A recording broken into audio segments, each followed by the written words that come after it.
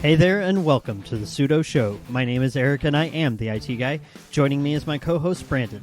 And on today's Extras episode, we'll be looking at Star Trek Picard, the good, the bad, and our hopes for Season 2. All that and more on the Sudo Show.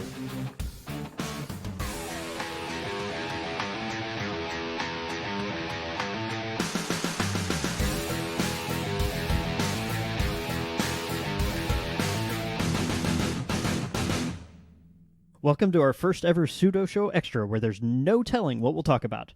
This episode, Star Trek Picard, Season 1. Joining me today is the inescapable Brandon Johnson. How are you today, Brandon? Doing great, Eric. I just finished rewatching Season 1 of Star Trek Picard, so I'm ready to rock and roll for this one. Oh, I'm jealous. I watched them one episode a week at a time, and every time the end credits rolled, I sobbed gently to myself because it's like, oh, come on, you can't do this to me. You can't make me wait 7 days. So I think when I'm done editing this episode, I'm going to have to go back and rewatch the season. So since it's fresh in your mind, why don't you take the plot summary? Let our listeners know kind of the general overview and the backstory. So the backstory is Star Trek Picard. Captain Picard's retired. No. Admiral Picard. That's right. It's Admiral Picard. He's retired in France, quoting Picard, waiting to die. He's had a long retirement now. It's been 15 years since his retirement. That's about as long as he's been retired. And there's tons of great backstory with one short trek depicting an attack on Mars. We'll get into that in a couple minutes. And as well as the Countdown comic books, which go into the evacuation of the Romulan Empire because of the Romulan supernova, which was canonized from the Star Trek 2009 movie. And the attack on Mars resulted in a ban on synthetic life forms, so androids like Data.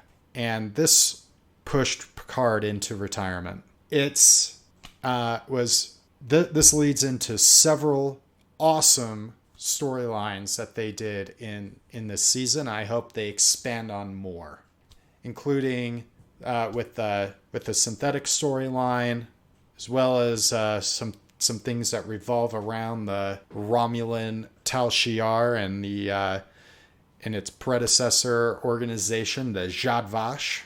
As well, I hope they expand even further on XBs or the X-Borgs. So, Eric, how about a quick, you go into the plot a little bit here.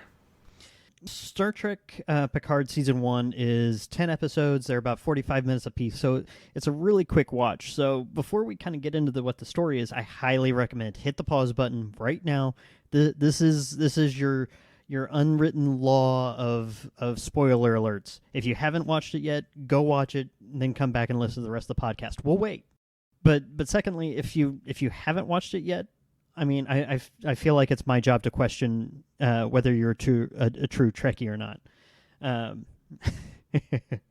So, as Brandon mentioned, Picard, Jean-Luc has retired as an admiral. He's hanging out on his ranch on his family's vineyard, and he's just waiting to die. He's lost his purpose. He's lost his faith in the Federation, which he gave so much of his life to, and so we see Picard just waiting for his time to expire, but yet then all of a sudden there's this woman who is involved in this horrific attack, and she defends herself magnificently, and then afterwards she sees this face in her mind, and she seeks it out, and it's Jean-Luc Picard.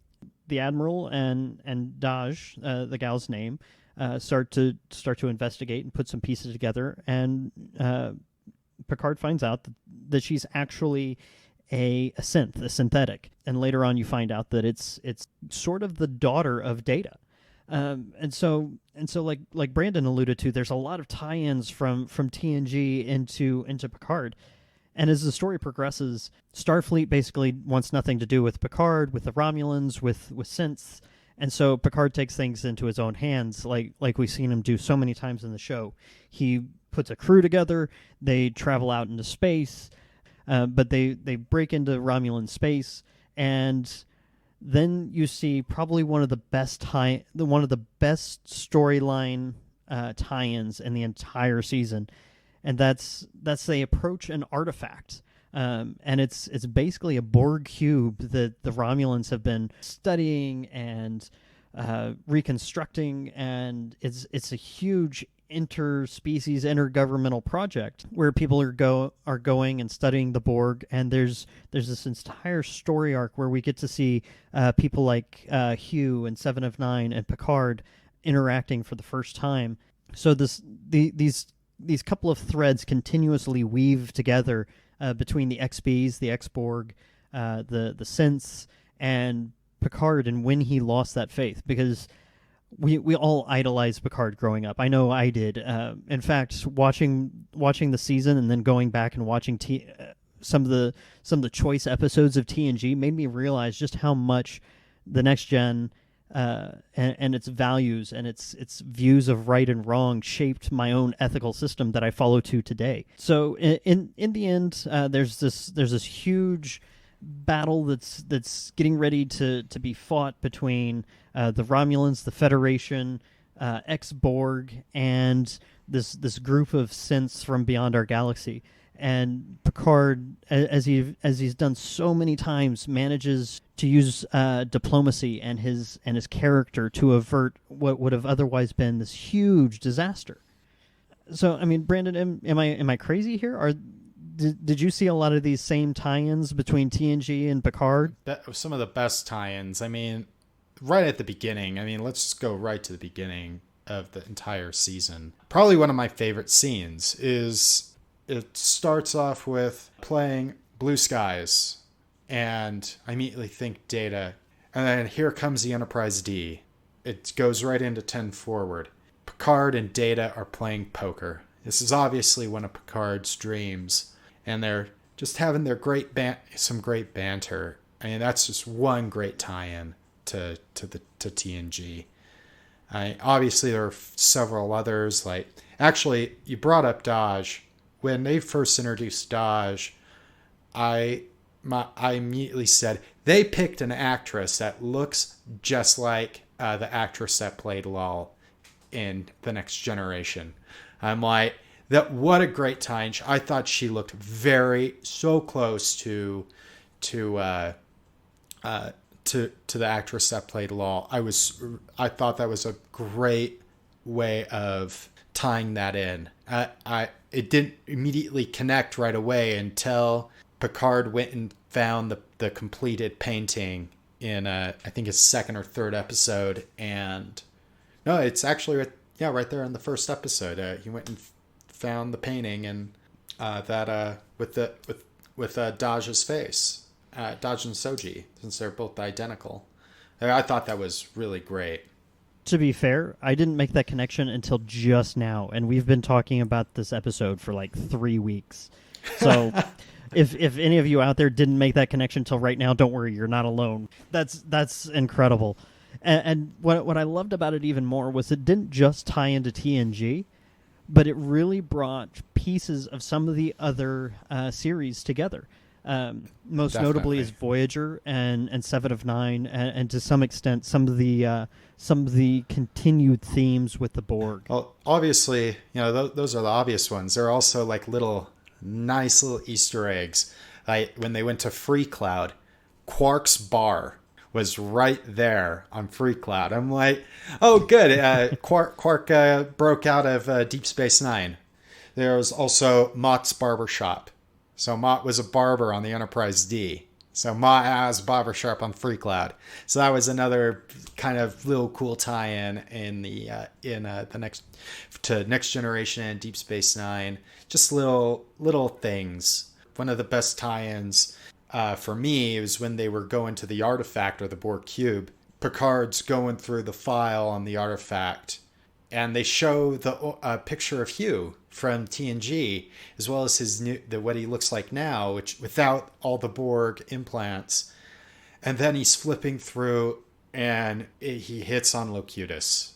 He hits on a picture of him as Locutus of Borg, and it's heart-wrenching. Like you can't help but just go.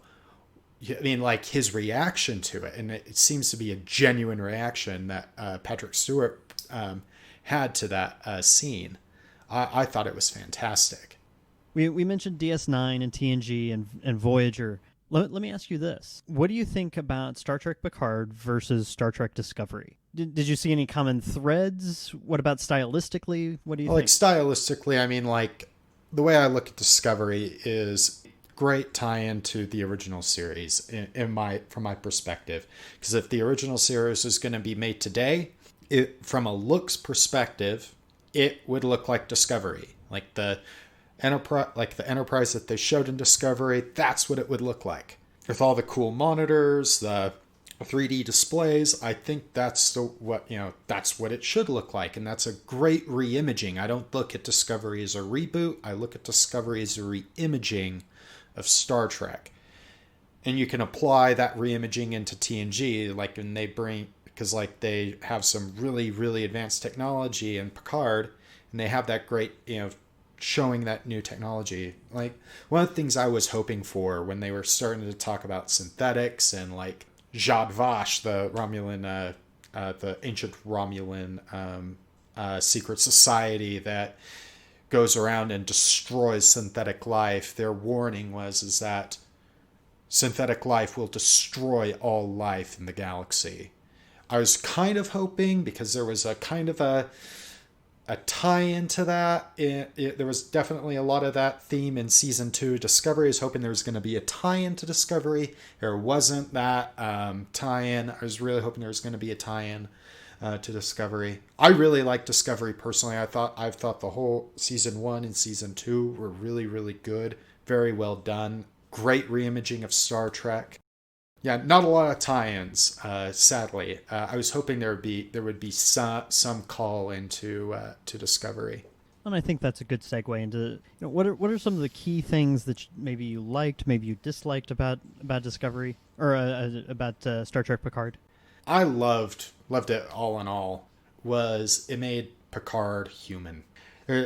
In the episode where they really introduced 7-9, they introduced her at the end of one of the episodes, but when they had a full episode on Free Cloud with 7 of 9, between 7-9 and Picard, that right at the end of the episode, that just hits you. At least it does me. Every single time I watch it, it just, for me, it's gut-wrenching. I start sobbing. I'm sobbing right now just thinking about it, quite frankly. But the exchange is 7 of 9 asks Picard, since he was liberated by the Borg, has he got his humanity back? And he says yes. And then she follows it up with another question, completely. Just one word, completely. And he says no. And you just remember episodes like I, Borg, where his hatred of the Borg comes right through, just like in First Contact. And also, right after the incident with the Borg, right after Best of Both Worlds, there's an episode called Family. And Captain Picard goes back to Earth, goes back to France to try to heal. I mean, and at the end of the episode, you can tell he's a broken man from his experience with the Borg. And that he's still even decades in this case, decades after the incident with the Borg, still very much in pain. And I think that humanizing aspect of Picard, because growing up, he was kind of superhuman when I was growing up. I've been watching Star Trek since I was 3 years old, and he's been a hero to me. And I think that's why it's so impactful, especially if you've watched this show for as long as I have, nearly my whole life. A great way of humanizing a man that is larger than life. The character is very much larger in life. Now, sticking with the Borg theme, though, kind of the other thing I liked about it, they had so many great callbacks into Star Trek Voyager, they actually mentioned a species. I can't remember the species right at the top of my head. That a Borg assimilated this technology. It was a technology that allowed them to instantaneously move from planet to planet. Kind of sounded like an Iconian gateway, and not quite, but it wasn't quite as cool as an Iconian gateway since it couldn't span across the galaxy. But it was very close. I thought it was really good. Some of the characters were okay. They could have been better, in my opinion. Their backstories aren't fleshed out. Let's see what they do in season 2. The cameos, actually all the cameos, I thought were really good. Jonathan Frakes and Marina Sirtis reprising their roles, where they did a really good job. I think you could tell a little bit that Jonathan Frakes hasn't done acting in quite some time. He's been a director since Nemesis ended. That's all he's done is directing. But here's the thing I liked about those two in particular. There's a lot of cameos. There's a couple of them that were almost Easter egg-esque. But particularly Riker and Troy, granted they're married, so. But one of the things I loved about the use of cameos is it was very, very tasteful, and it served a purpose. So many of these action movie remakes that they've made over the years, usually the original actors for some of the main characters show up and help out the new main characters in some cheesy sort of way, or of course there's like Marvel where our beloved Stan Lee just shows up for 3 or 4 seconds in each movie. But it didn't feel like this. It didn't feel cheap, and it didn't feel cheesy. I mean, they could have called back the entire Enterprise crew, and that's what a lot of people thought Picard was, is it's going to be Picard's going to call up all of his buddies out of retirement. They're going to go find the Enterprise in Mothball, and then they're going to go and kick butt like they did for such a long time. But instead, it was very, very specific. It was very targeted. It was very tasteful. The way some of these characters came in, reprised their relationships, and actually moved the story forward. I loved how much thought went into who do we bring in, when, and for what purpose. So one of the things that we alluded to was the fact that this was a 10-episode season. It was very abbreviated, and I wish so much that this was a full 24-episode season, because, I mean, just right from, maybe not episode 1, but come episode 2 at least, we have all these different story arcs, and they're all interacting. And one thing that you mentioned, Brandon, that I really related to was that some of these story arcs were not that deeply developed as some of these others. Like there's this strong interplay between Seven of Nine and Admiral Picard, but there's not as deep of a development of some of the people in his crew. You've got 2 Starfleet officers. Yeah, you have the 2 former Starfleet officers with Captain Rios and Rafi, and then Elnor that they pick up in the episode Absolute Candor, which is he's a young Romulan, follows this particular code, part of an organization that's enemies of the Tal Shiar. And then you have Dr. Agnes Jurati, and her very troubled backstory for her, since she's, you find out that she was manipulated by Commodore O, who turns out to be half Romulan, half Vulcan, infiltrating Starfleet. And she kills her lover, Dr. Bruce Maddox. Again, another callback to Star Trek The Next Generation, introduced in one of my favorite episodes in season 2 of The Next Generation. Like with Captain Rios, he has a very deep backstory. You can tell that he does. And I hope that they expand on him. Probably my biggest disappointment is that they didn't expand on Captain Rios and Rafi more. Well, and to me, that is one of the biggest problems with modern day TV, is we've got more and deeper plot lines, but we've got shorter seasons.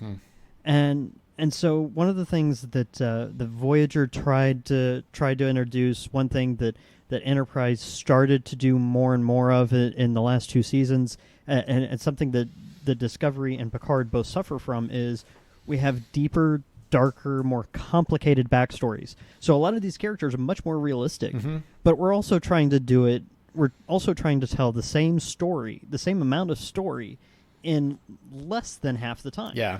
So there's no time to develop all these other characters, and Commodore O is an amazing example. Mm-hmm. You've got episode 9 and definitely episode 10 really tries to wrap up as many of those story arcs as you can, and instead of being able to try to bring a lot of these story arcs to a close, to get to some kind of resolution or some kind of a cliffhanger for season 2.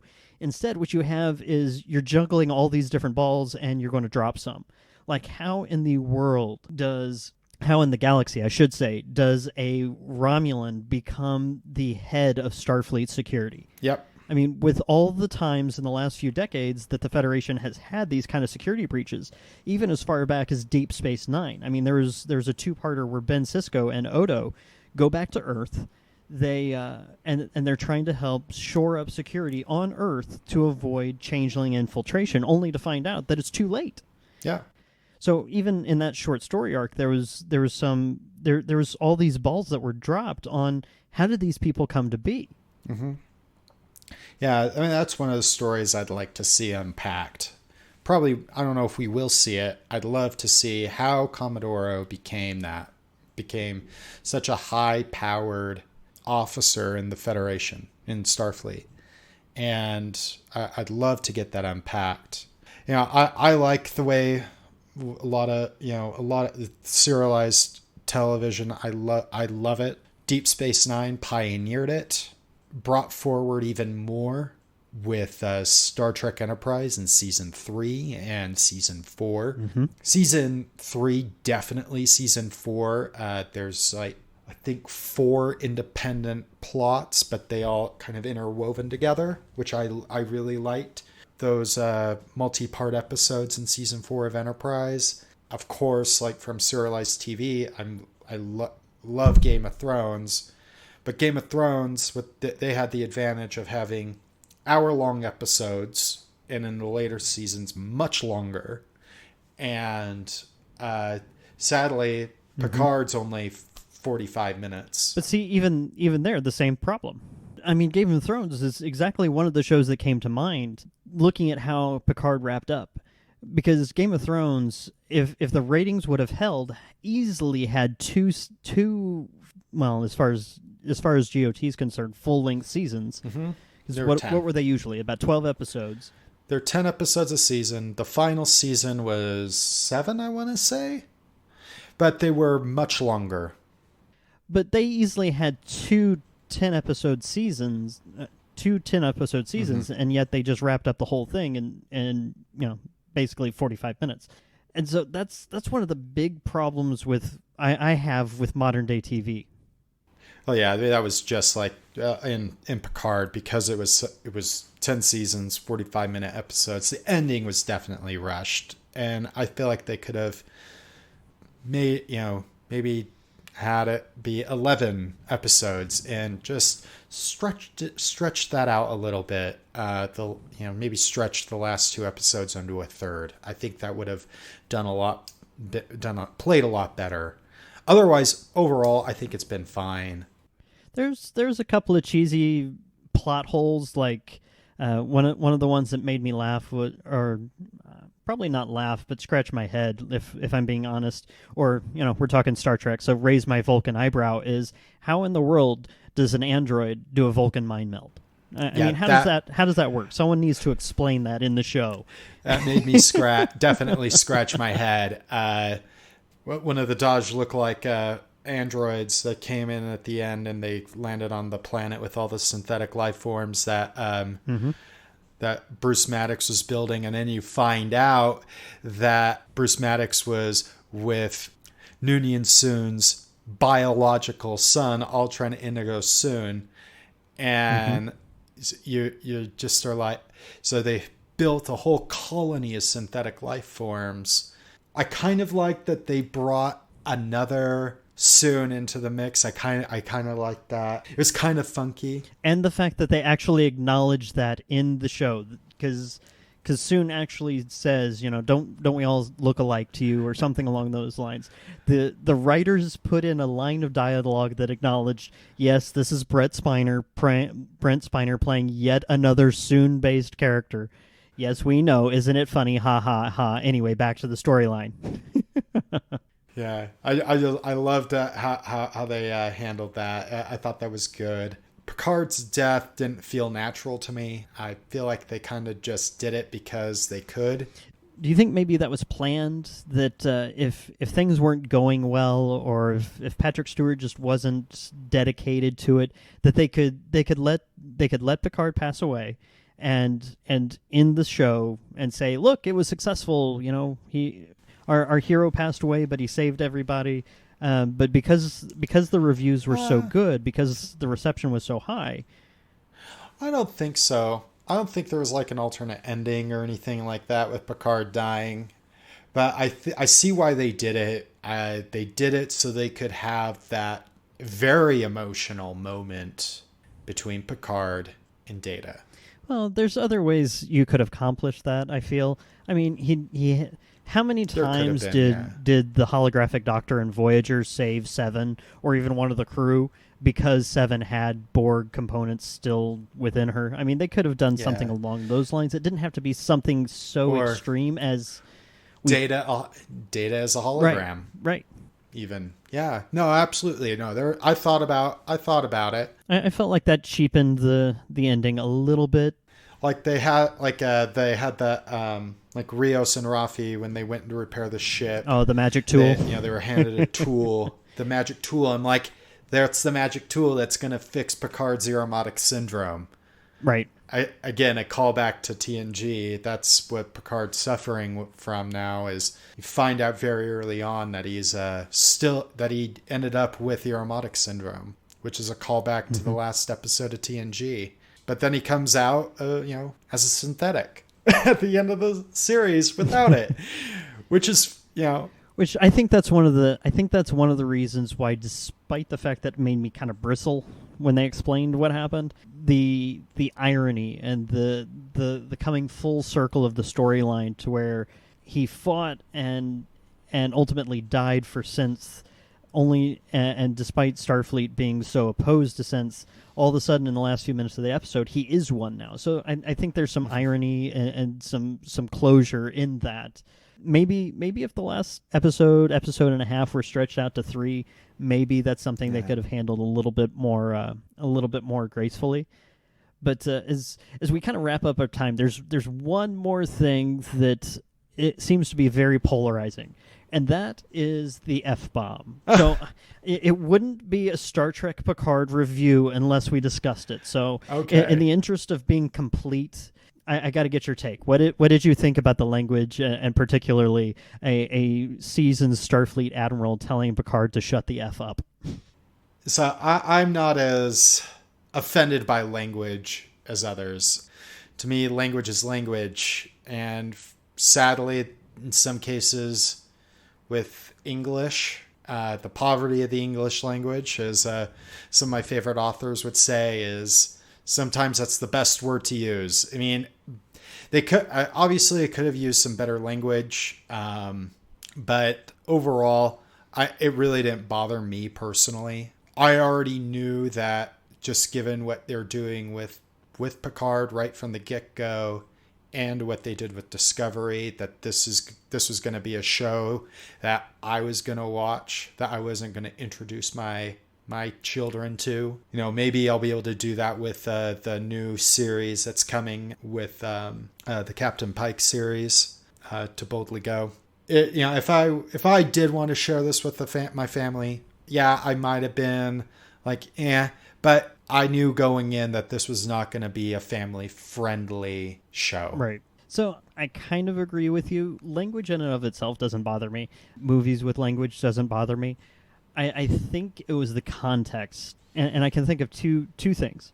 The first being, throughout the season, some of the use of language it almost felt like we're going to put in a swear word here. Why? Because we can. Because we have a quota that we can hit of which which swear words we can use and how many times in an episode. So sometimes it seemed forced. There was a couple of times where you're right, because of the way the English language works, sometimes there's just nothing else you can say. I mean, how many of us, when we were growing up, when language wasn't allowed in that kind of content, looked at a character and went, there's no way that there's going to be that many bad guys chasing you down with that many guns, and you're going to say, oh, darn it.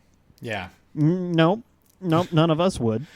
I mean, you get chased by a bumblebee and you're going to drop the F-bomb. But I think for me, the big thing that made me kind of bristle was the context. And I had the same problem with Logan.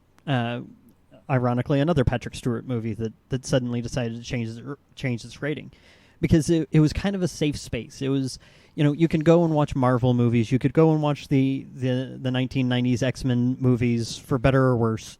You could go and watch those movies, and it was family friendly, so you could bring your kids along. I grew up on a lot of those movies, and so to see, again, ironically, Professor X played by Patrick Stewart, and then again here in Picard, it just felt like, we can get away with this now, so we're going to interject it as many times as possible. I'm looking at other previous shows that tried filler words, actually specifically Babylon 5. Instead of saying the F word, they would say frag. But I was going to say Battlestar Galactica with frack, but that was different. Okay, that actually, I felt that worked.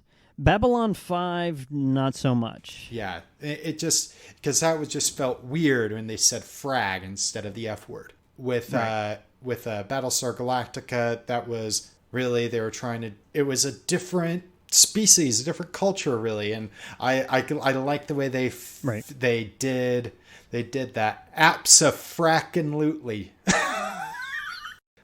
Actually, departure from the language is probably my only disappointment. I kind of wanted this at the end, after Picard was resurrected as a synth. I kind of wanted the show to end with him on a bridge of a Starfleet vessel, not on the La Sirena, in uniform, with his motley crew back in uniform. 7 of 9 in uniform, with Hurd in uniform. I kind of wanted that. I knew they weren't going to give that to me. There were times where I was hoping to see the current version of the Enterprise. I'm glad they didn't. Maybe we'll get to see that in season 2. I was kind of hoping that they'd bring Picard back, but I almost feel like that would be. I feel like that would be too easy. That's actually something I'm looking forward to with season 2, is to continue to see this ragtag band with one of my if not my favorite captain, but without him in uniform.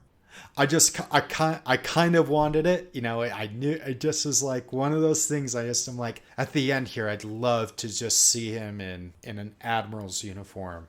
Well, hey, we are going to get to see Guinan. I imagine we'll see Riker and Troy back again, and there's been rumors for season 2 as to some of the other cameos that we'll see again, and hopefully we'll get to see Jerry Ryan some more.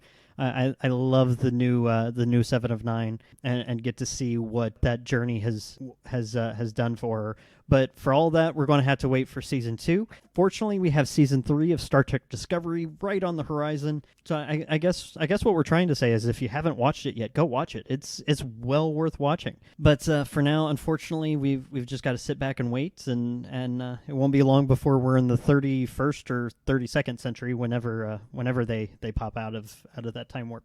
So anyway, thank you so much for joining us today. As always, your feedback is welcome. Just send an email over to contact@sudo.show. If you'd like more of our content, you can find it over at sudo.show or on Twitter at Sudo Show Podcast. You can catch more awesome content over at destinationlinux.network. So go head on over there and check out some more content from them, more Linux and hardware-based podcasting. Brandon, anywhere else you'd like to send folks? Just as usual, go ahead and follow me at Twitter at dbrannonjohnson, or my website at open-tech.net. And you can follow me at itguyeric or on itguyeric.com. Until next time, remember to always make it so.